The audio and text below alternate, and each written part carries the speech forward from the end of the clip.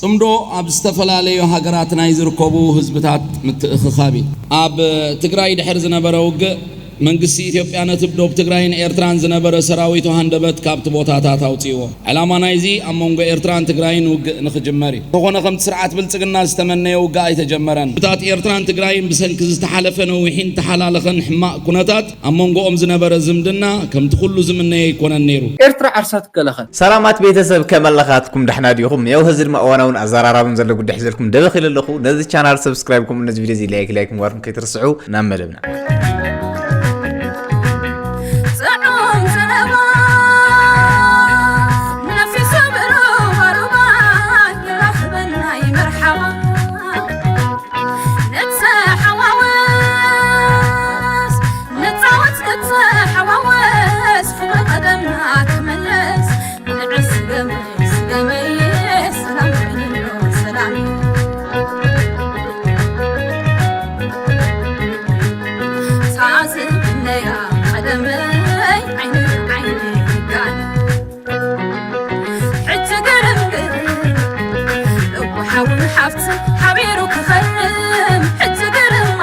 ሰላም ጽምዶ ኣብ ዝተፈላልዩ ሃገራት ናይ ዝርከቡ ህዝብታት ምትእኽኻቢ ቀንዲ ዕላማኡ ድማ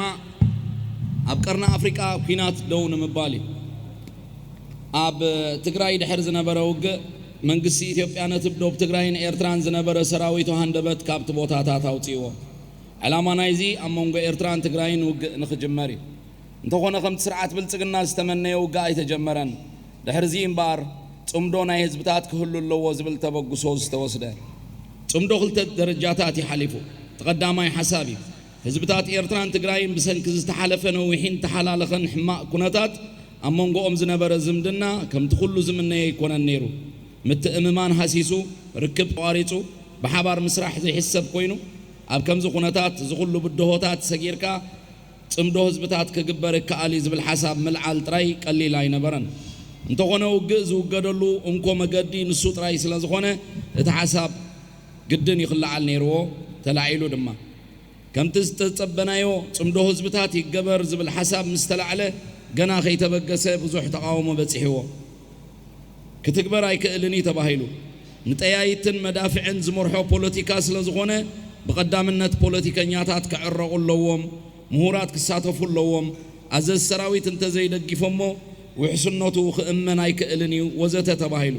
እንተኾነ ጽምዶ ብህዝቢ ክትግበር ብህዝቢ ክዕወትን ከም ዝኽእል ጽኑዕ እምነት ስለ ዝነበረና ኣብ ሓሳብና ጸኒዕናን ንህዝብታት ኣእሚናን ነቲ ጉዕዞ ጀሚርናዮ እቲ ካልኣይ ደረጃ ድማ ተግባር እዩ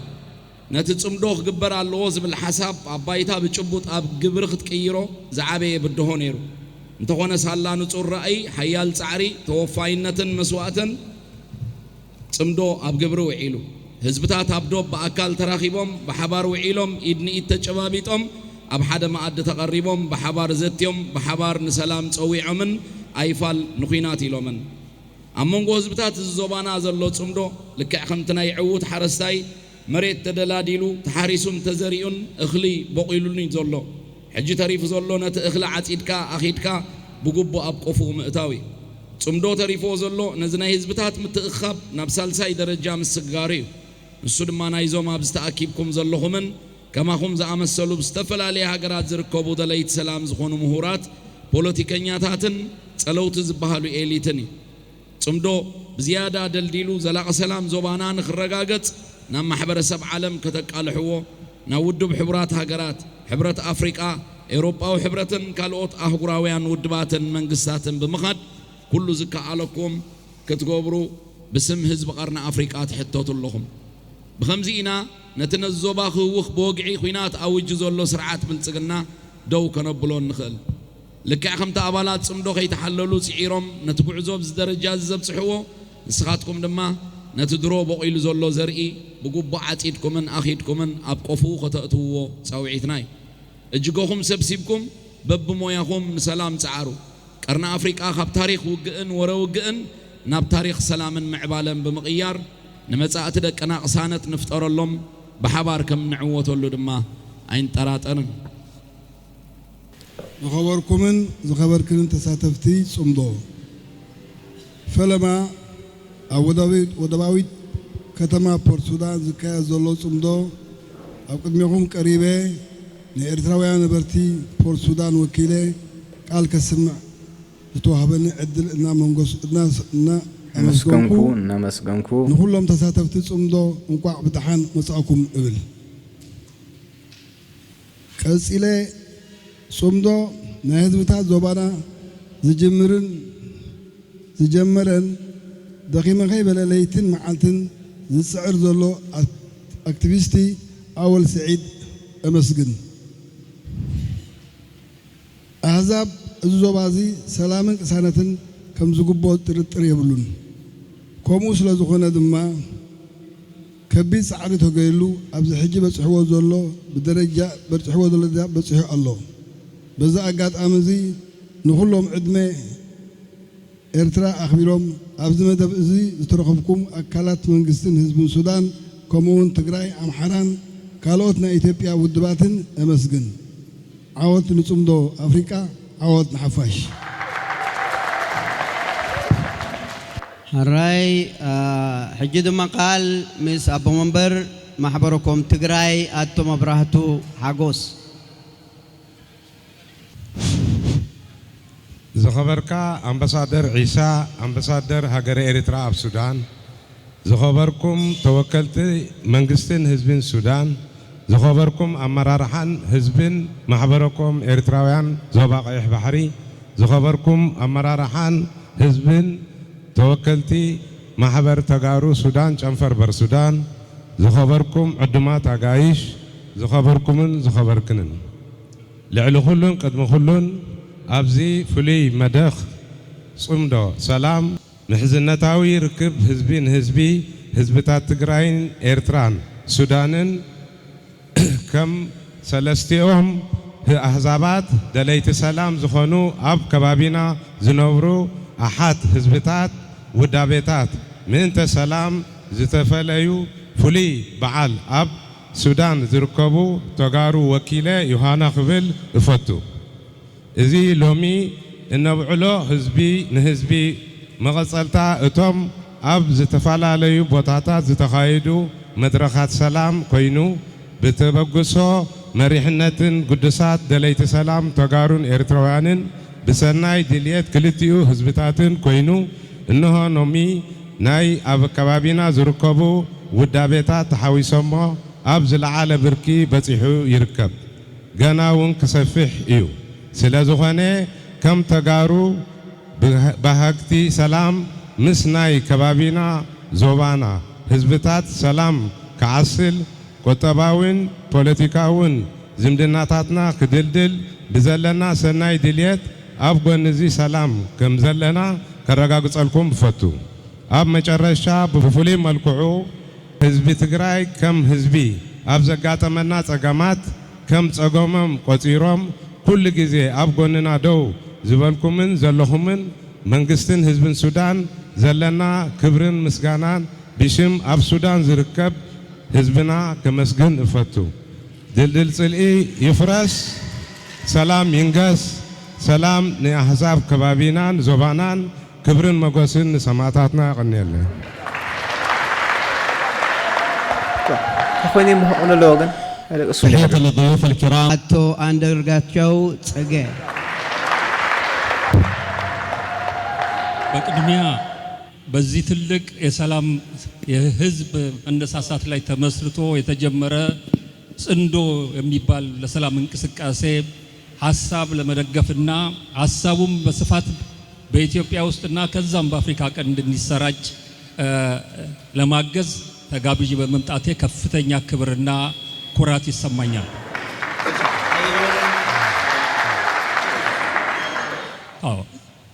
የመጣሁት ስለ ጽንዶ ለመግለጽ ስለሆነ ነገር ግን ከጽንዶ መግለጫ በፊት ስለ ሱዳን በጣም አጭር ቃል መናገር እፈልጋለሁ። በአማርኛ የምናገርበት ዋናው ምክንያት የጽንዶን ዓላማ አማርኛ ተናጋሪ የሆነው ሰፊው የኢትዮጵያ ሕዝብ አማራው በዋንኛነት ሌሎች ደግሞ አማርኛ የሚናገሩ እንዲገባቸው እንዲረዱት እና የጽንዶ ዓላማ ተከታዮች ተርጓሚዎች ሰሪዎች እንዲሆኑ ለማድረግ በማሰብ ነው። እዛ በፊት ግን ሱዳንን በተመለከተ አንድ ቃል መናገር እፈልጋለሁ።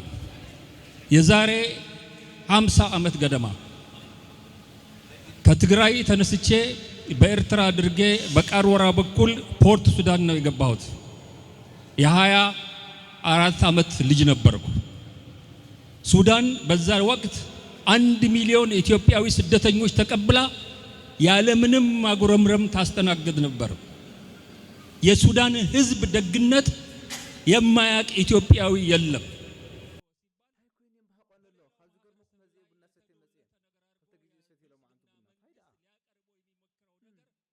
እንደ ሀገር ለማፍረስ የሱዳን ሕዝብ ሰላም ለማናጋት የዩናይትድ አረብ ኤሚሬትስ ቅጥረኛ ሆኖ መሳሪያና ተተኳሽ አስተላላፊ ሱዳንን የሚያፈርስ ሰራዊት አሰልጣኝ በመሆኑ የተነሳ የኢትዮጵያ ሕዝብ የሚሰማውን ሐዘን በዚህ ሕዝብ ስም ልገልጽላችሁ ፈልጋለሁ። ጽንዶ በአማርኛ ጥማድ ማለት ነው። በአንድ በሬ ማረስ አይቻልም ከሚል ሐሳብ የትግራይ ቦርደር ላይ ያሉ የትግራይና የኤርትራ ማህበረሰቦች በአንድ እጅ ማጨብጨብ እንደማይቻል፣ በአንድ በሬ ማረስ እንደማይቻል ሰላም ማምጣት የምንችለውም ተጣምደን ነው። እንደ ሁለት በሬ እንደ ሁለት እጆች ሆነን ነው። ይሄንን ሰላም የምናመጣው የፖለቲካ መሪዎችን ፈቃድ ጠይቀን የወታደራዊ መሪዎችን ፈቃድ ጠይቀን ሳይሆን እኛ ህዝብ ሰላም የጠማን ህዝቦች እርስ በርስ ተገናኝተን ተነጋግረን ሰላማችን ከሁሉም ነገር እንደሚበልጥ ለሁሉም ማሳየተን የምንጀምረው ነው ብለው በጋራ የጀመሩት ነገር ነው። አማርኛ ተናጋሪ የሆነው ማህበረሰብ ማወቅ ያለበት ጽንዶ ሲባል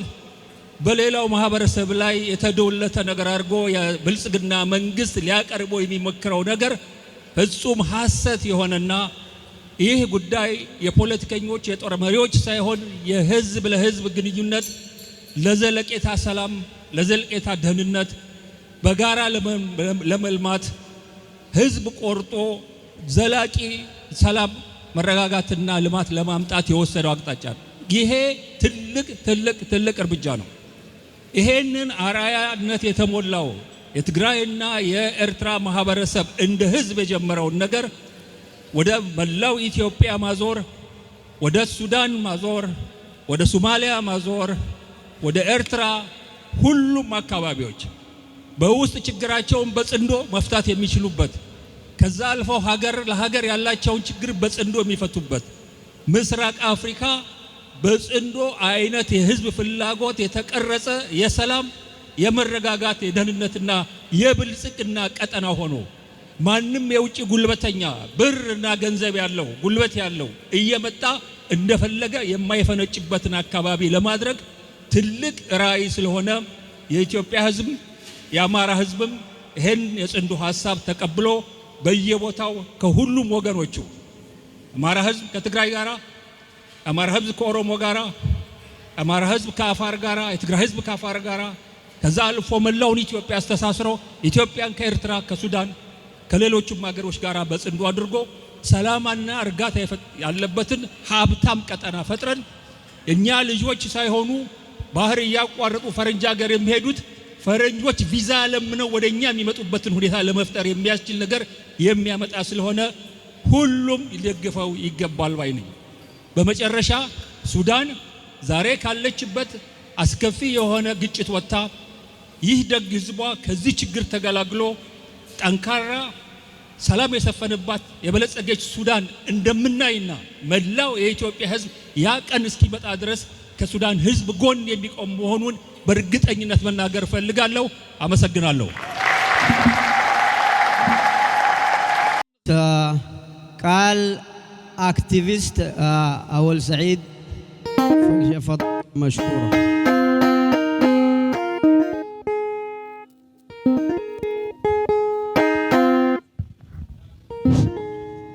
ሰላም ከመይ አምሲኹም ሕጂ መደብና አምውዳእና ስለ ዝኾና ክብለኩም ዝደላ ሓደ ነገር ኣሎ። እዚ ጽምዶ ኹውን ንኽኸውን ህዝቢ ትግራይ ብሓንሳእ ክንሰርሕ ፀኒሕና ኢና። ህዝቢ መሓራ ከምኡ ዝተፈላለዩ ቦታታት ኮይና ነዚ ዕቤቱ ናብ ሳልሳይ ደረጃ በራኺኡ ኣብ ምድያቡ ድማ ኣጋይሽ ክንዕድም ነይሩና ምሁራት ኣቦታት ከዓ ዓዲምናዮም ድማ ንፕሮፌሰር መሐመድ ሐሰን ንክቡር አቶ አንዳርጋቸው ጽጌ ንክቡር አቶ ኒካው ኦቻላ ንክቡር አቶ ዓብድራህማን ማህዲ ዓዲምናዮም ነዚ ጽምዶ ክትባርኹልና ናብ ሳልሳይ ደረጃ ድማ ከተዕርጉልና ናብ ዩናይትድ ኔሽንስ ናብ ዝምልከቶም ኣካላት ድምፅና ከተስምዑልና ኢልና ዓዲምናዮም ስድሮኦም ገዲፎም ስርሖም ገዲፎም ንናይ ሰላም ወፍሪ ወላድ ተረፈ ይትረፊሎም all the way ናብ ዝመጽኦም ምሳና ውዒሎም ኣለው ዝቕጽል ድማ ናብ ኣቶም ስለ ዝግደፍ ኩልኹም ንኽብሪ ጽምዶን ንኽብሪ ዝውፅዕ ሓፋሽን ሓንሳብ ጠጠው ኢልኩም ነዚኦም ኣጋይሽና ከተጣቑዑለይ ብኽብሪ ይዕድም ብሽም ጽምዶ እዞም ክቡራት ኣጋይሽና አቶ አንዳርጋቸው ጽጌ ክቡር አቶ ዓብድራህማን ማህዲ ክቡር ፕሮፌሰር መሐመድ ሐሰን ክቡር እዚ ሁሉ ንኽኸውን ኩልና ዝኣከበና ድማ ክቡር ኣምባሳደር ኤርትራ አቶ ዒሳ ስለቀኒልና ውለታውን እንኪበ يا عقد المرمر يا تاجا يزدان بعجيد الراقي يا عقد المرمر يا تاجا يزدان به الجيد الراقي يا قصة شعب أريتريا يا وهج الثورة الدفاقي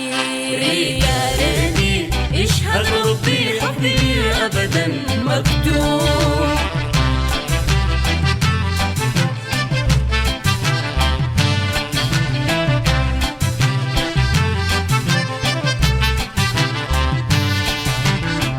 هل تذكري أسمر يا ريتا إذ كانت تحلو الأسماء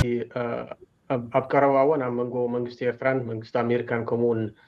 መንግስቲ ኢትዮጵያን መንግስቲ ኣሜሪካን ናይ እንታይ ዝበሃል ዲፕሎማሲ ርክባት ነይሩ ብፍላይ ብናይ ኤርትራን ብዓይኒ ኤርትራን ብዓይኒ ኢትዮጵያን ክንሪኦ ከለና መንግስቲ ኤርትራ ዘሎ ኣተሓዛ ሰማይን መሬትን እዩ ሓደ ኣብ ኤርትራ ኩላትና ክንፈልጦ ዘለና ነገር ከምዚ ብፍላይ መንግስቲ ኤርትራ ብባህሪኡ ከምዚ ተገዚእካ ምግዛእ ተለዋሚፅካ ምኻድ ዝበሃል ነገራት የለን ኣነም ብዙሕ ኣብቲ ከምዚ ዝበልክዮ ኣብ ሶሻል ሚድያ ብዙሕ ነገር የንብብ ይርኢ ነይረ ብፍላይ ቶም ንትግራይ ዝጠለምዋ ጉጅለ ካይነት ኣብ ኣዲስ ኣበባ ዘለዉ ዕርቂ ናይ መንግስቲ ኣሜሪካን መንግስቲ ኢትዮጵያን ከምዚ ከም ዓብይ ነገር ገይሮም እዮም ዝወስድዎ ከምዚ ሕወሓት ዝኸሰረት ገይሮም እዮም ዝወስድዎ ብኣንጻሩ ግን ሓደ ናይ ኤርትራ መንግስቲ ፖሊሲ ዘይተረድእዎ ነገራት መንግስቲ ኤርትራ ምንም ይኹን ምንም ብሉዓላውነቱ ብመሬቱ እንድሕር መፂኻዮ ብምንም ተኣምር ክደራደረካ ዘይክእል መንግስቲ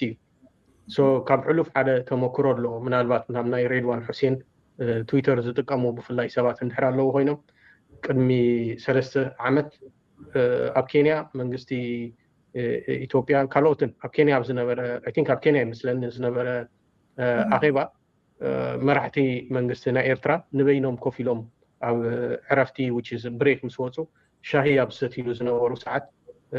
መራሒ ናይ ኢትዮጵያ ኣብይ ኣሕመድ ከም ቆልዓ ዘሊሉ ኮይኑ ንፕሬዚደንት ኢሳያስ ኣፈወርቂ ከምቶም ንካልኦት መራሕቲ ዝገብሮም ከይዱ ብግዲ ሰላም ዝበለሉ በዓል ሬድዋን ሁሴን ከይዶም ኣብቲ ሰበስልጣን ናይ መንግስቲ ኤርትራ ዝነበርዎ ቦታ ከይተዓደሙ ብግዲ ከይዶም ንኽረአዩ ስለ ዝደለዩ ኢትዮጵያን ኤርትራን ድማ ኣብ ፅቡቅ ርክባት ከም ዘለዋ ንምርኣይ ተባሂሉ ከምዚ ኣብ ሓደ ጠረጴዛ ሻሂ ዝሰትዩ መሲሎም ኮይኑ ስእሊ ተሳኢሎም ሬድዋን ሁሴን ኣብ ትዊተር ገጹ ለጢፎ ነይሩ ሽዑ ኣብቲ ናቱ ትዊተር እንድሕር ከይድ ክትረኽብ እየ ትኽእል ኢኸ ሽዑ ሬድዋን ሁሴን ዝፀሓፎ ነገር እንተነይሩ ፕሬዚደንት ኢሳያስ ኣፈወርቂ ኣብ ውሽጢ 2 ሰሙን ተበዚሑ ድማ ድሕሪ 3 ሰሙን ናብ ኣዲስ ኣበባ ምብፃሕ ክገብር እዩ ኢሉ ነይሩ እዚ ብልፅግና ካብ መንግስቲ ኤርትራ ተስፋ ቆሪፅሉ ዝነበረ ሰዓት እሞ ድማ ህዝቢ ኢትዮጵያ ኣብ መንጎ ኢትዮጵያን ኤርትራን ዘሎ ርክብ ሸሓኺሩ ከም ዝኾነ ስለ ዝፈልጦ ኣለና ንምባል ነቶም ፀላእቲ ዝብልዎም መራሕቲ ናይ ሕወሓትን ነቶም ካልኦት መንግስቲ ኢትዮጵያ ዝቃወሙ ተስፋ ንምቑራፅ ዝተገበረ ነገር እዩ ነይሩ እዚ ናይ ሎሚ ኣብ ሶሻል ሚድያ መብዛሕትኦም ዝገርም ነገር ትማሊ ንሻዕብያ ደምሲስና ኣብ ቀይሕ ባሕር ክንኣቱ ኢና ዝብሉ ዝነበሩ እቶም ናይ ብልፅግና ተኸፈልቲ ኣክቲቪስት ንሳቶም እውን ከይተረፍዮም ብዛዕባ መንግስቲ ኤርትራን ኣብ መንግስቲ ኤርትራ ኢትዮጵያን ሰላም ክመጽእ እሞ ፕሬዚደንት ኢሳያስ ናብ ኤርትራ ናብ ኢትዮጵያ ከይድ ኣብይ ድማ ናብ ኣስመራ ክመጽእ ዝበሃል ዜና ዘጋውሑ ዘለዉ እሳቶም እዮም ሶ እዚኣቶም ድሕሪ ናይ ፕሪቶሪያ እንድሕር ዳሪኽዮም ብምሉኦም ንኤርትራ ከም ሓንቲ ሉዓላዊት ሃገር ዘይፈልጡ ሰባት እዮም ኤርትራ ትበሃል ሉዓላዊት ሃገር የላን መከላከያ ከይዱ ኣብ ናይ ኣቦታትና ዶ ድንበርና ቀይሕ ባሕሪ ዶ ክመልሰና ኢሎም ዘፍክሩ ዝነበሩ እዮም ሶ እዚ ሓደ ባህሪ ናይ መንግስቲ ኤርትራ ዘይምርዳእ እዩ ስለዚ እዚ ቶታሊ ሓሶቲ የለን ኣይክኸውንን እዩ ድማ ክኸውን እንድሕር ኮይኑ ምናልባት ድሕሪ ኣብይ ኣሕመድ ትንቡር ዝምድና ምናልባት ክመጽእ ክእል እዩ እዚ መንግስቲ ኤርትራ ባዕሉ 4 ነጥቢ ዝገበረሉ ከም ታሪክ ድማ ድሕሪ ሕጂ ኣብ ኢትዮጵያ ዝመጽእ መንግስቲ ካብ ህዝቢ ኤርትራ ይኹን ካብ መንግስቲ ኤርትራ ጽቡቕ ኣቀባብላ ዝረክብ ዘሎ ኣይመስለንን ዝረክብን ኣይመስለንን ምክንያቱ ብዙሕ ነገር ተማሂሮም እዮም ወላ ንሕና ሓደ ተጋሩ ኣብ 2018 ለውጢ ክመጽእ ከሎ ተሓጒስና ዝደገፍናዮ ውዕል ሰላም ናይ ኢትዮጵያ ናይ ኤርትራ ነይሩ እዚ ኣብ ኢትዮጵያ ዘሎ መንግስቲ ኣምኪኖ ወይ ስለዚ ድሕሪ ሕጂ ወላ መንግስቲ ኤርትራ እውን ምስ መንግስቲ ኢትዮጵያ ሰላም ክገብር እንድሕር ኢሉ እቲ ህዝቢ ክቃወሞ ይፍሉጥ ስለዚ ዘይከውን ነገር ሶ ብሓደ ወገን ነቶም ተስፈኛታት ክንነግሮም ከምኡ ዝበሃል ድርድር የለን ናብ ኤርትራ ዝመጽእ መራሒ ናይ ኢትዮጵያ የለን ናብ ኢትዮጵያ ዝኸይድ ድማ መራሒ ናይ ኤርትራ የለን ሕዚ ኣብይ ዓይኑ ኣብ ትግራይ ዲኒ ኣብ ኤርትራ ኢልና ዓርስና ንፈትሽ በቃ ናይ ገምጋም ሕዚ ኣብይ ቁፅሪ ሓደ ክገጥሞ ልደሊ ሓይሊ ትግራይ ኣይኮነትን እዚኣ እያ ኢሉ ልከራኸረን ሰብ ይምፃእ ነውግዕ ፀገም ይብል ሕዚ ናይ ኣብይ ቁፅሪ ሓደ ታርጌት ኤርትራ እዩ ዓሰብ እዩ እዚ ኣብዛ ምስ እዚኣ ውሽጢ ኣቐዲመ ኣነ ልንፀፍ ኢልካ ንምንታይ ኢኻ ስኻ ናብቲ ድፋዕ ተኣቱ እዚ ኤርትራ ዓርሳ ዝኸኣለት ዓዲ ዓርሱ ዝኸኣለ መንግስቲ ዓርሱ ዝኸኣለ ሰራዊት ዘለዋ ዓዲ እያ ስለዚ ዓርሳ ትከላኸል በቃ ናይ ባዕሎም ኣጀንዳ እዩ ግን ከዓ ምእንተ ኤርትራ ኢሉ ልመውት ትግራዋይ ሕዚ ኣብዛ ሕዚ ኒኣ ትግራይ ውሽጥስ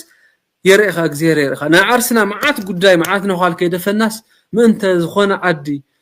ሉዓላውነት ኢልና እንደገና ዋጋ ክንከፍል ኣነ ይርአየኒ ማለት ብጣዕሚ እዚ ጫፍ ልወፅሐ ግርህነት እዩ ስለዚ ኣብይ ምስ ኤርትራ ዘለዎ ጉዳይ ክውድእ ተኾይኑ ንሕና ኢድና ይንእቱ ኣይንሳተፍ ኣይንሓግዝ ምስ ሓዲኦም ሳይድ ኮይና ኣይንወጣወጥ በቃ ድኽነትና ንግበር ኢድና ንስሓብ ህዝብና ንርአት ተመዛባላይ ንቐልብ ወይ ቅድሚ ወርሒ ደኾነ ሕፃፅ ኢልና ወይ ንብል ነበርና ጠሚዩ እኮ እዩ ንሱ ሒዝካ ኣሜሪካ ውግእ ተኣቱ ነቲ ሕፃፅ ለሎ ወላዲ ነቲ ሕፃፅ እኒኣ ደደኻ ሕዚ ኮረሸም ፅኽትብላ ማለት ካብተን ሕዚ በረድየት ልኸዳ እዚ ንሱ ንግበር ንሕና ትግራይ ናይ ባዕላ ፕራዮሪቲ ትግበር ኤርትራ ዓርሳ ትከላኸል